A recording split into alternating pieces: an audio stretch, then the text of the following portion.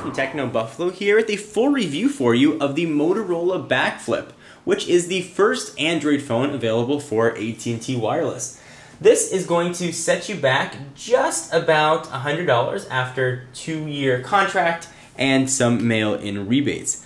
So let's go ahead and get started. It is an Android phone sitting on top of Android 1.5 with Motorola's own UI skin called Moto Blur.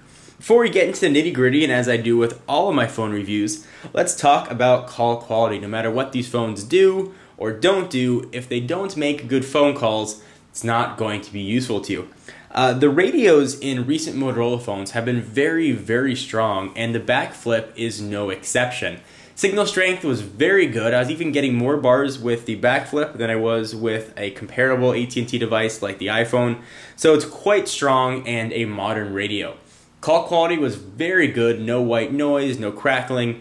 Callers even thought that I was on a landline, and I experienced no dropped call issues with the Backflip. So if you're looking for something that's going to make good phone calls, the Backflip is going to be a very good device for you.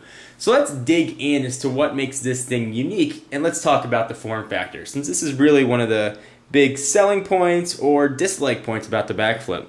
On the front of it, it looks like a typical Android device with Moto Blur. It's got your Moto Blur icons, your Foursquare, your home, and your back.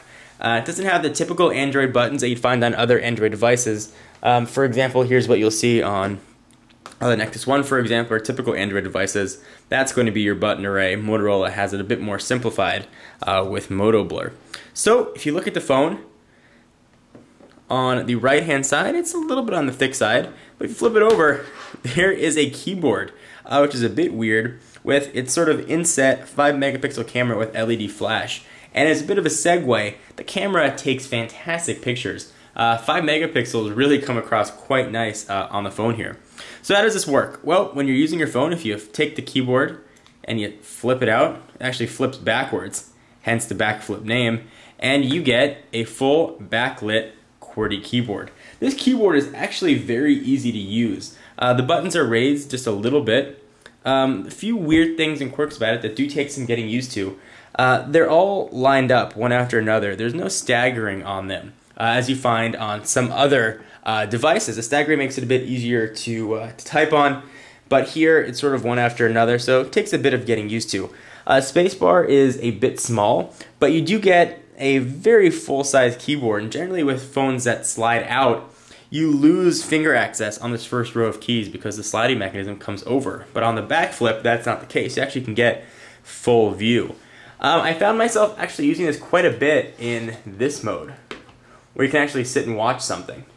You know, I was actually looking at web pages or browsing. You can just scroll around it. It turns it into an alarm clock if you'd like to use it that. Otherwise, you can just get out of that and go home.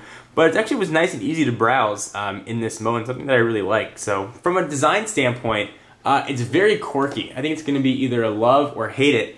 I kind of like it. I thought it was sort of unique. I've seen so many phones. They all have the same designs. It's nice to see something try a little bit different. But that's not the only reason the Backflip is unique, because of its back flipping keyboard. On the back, it's got a trackpad, or a backtrack, as Motorola is calling it. You can see that right there. It works just like a touchpad on a laptop. So the idea is that as you're using the phone, you can take your finger on the back and scroll along and scroll through pages and sort of get to different areas. It's a great idea in practice. In theory, it doesn't work so well. I can see I'm trying to scroll to the right, and it keeps jumping over that one in the middle. It's sort of accurate. It needs a bit of calibration. You can double tap it to open stuff up or tap it to close it. I'm never going to use it, and I think it sort of fragments the Android marketplace a little bit more because developers have to actually develop applications that can use it. I haven't seen that much utility for it, but you don't have to use it. It's just something that's there if you like. So it's not a negative. It's more of a positive if that's what you enjoy. No one's certainly going to force you, and the phone doesn't require you to use it as well. If you don't, all your navigation is going to be exclusively with your finger or the D-pad down here on the keyboard. So let's talk a bit about the operating system. You may have seen Android or are very familiar with it. This is Android 1.5, which means this was the first version of Android, I believe, that had an on-screen keyboard. This also is a version of Android that is not capable of running Google Maps navigation, the free turn-by-turn options. So there are a few negatives to 1.5. You're not getting a lot of the features that you're going to get on even a 1.6 or a 2.0 or 2.1 device. Now, AT&T has said that this will be upgradable, but as of right now, the upgrade plans have not been released, so you're going to be getting a 1.5 device.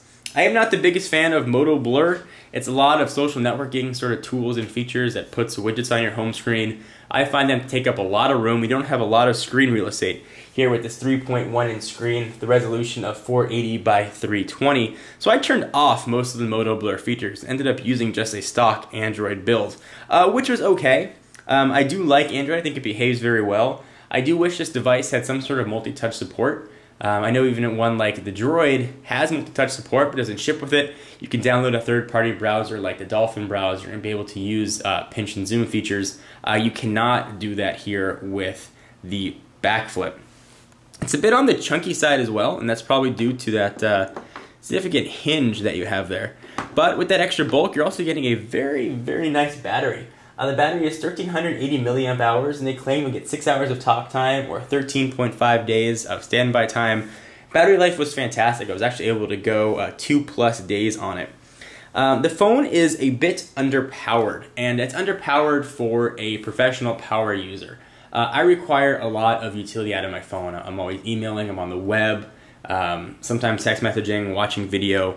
I need a phone that can really keep up with all of me, and that's not the Backflip. But I don't think that's who the Backflip is really geared at. I don't think it's meant for the business power user. This phone is going to be a perfect fit for you if you are a texter and you're looking for or step up from a feature phone to get a bit more features, but you don't need all the power and utility of something running a much faster processor with much more RAM.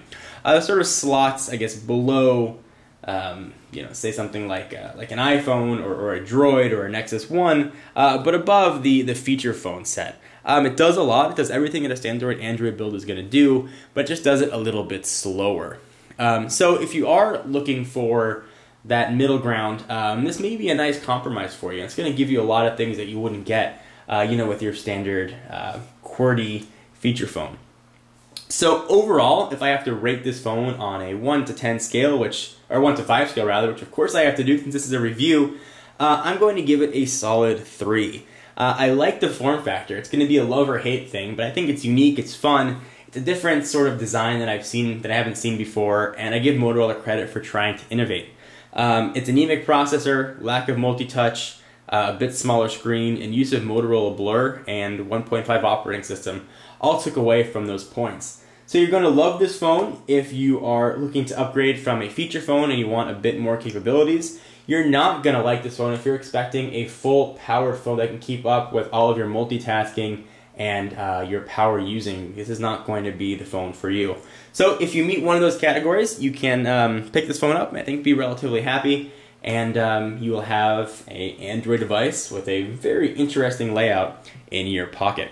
Anyway guys, I'm John Rettinger from Techno Buffalo. For all of your tech needs and to create and monetize your own tech blog, get all your tech news and interact in our built-in social network, be sure to check out technobuffalo.com for exclusive updates. Give me a follow on Twitter, twitter.com/John4Lakers. I'm John Rettinger and I'll see you in the next video. Bye-bye.